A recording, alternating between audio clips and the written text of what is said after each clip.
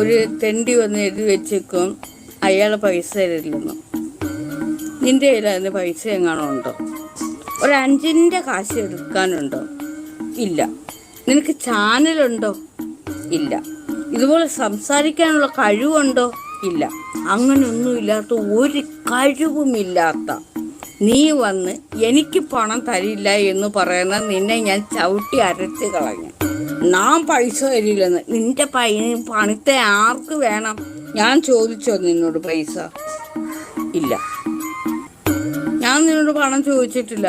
പിന്നെ എന്തിനാ മൈരി അവിടെ വന്ന് എഴുതി വെച്ചത്? എന്തോ മൂച്ചാനാണ് അവിടെ വന്ന് എഴുതി വെച്ചത്?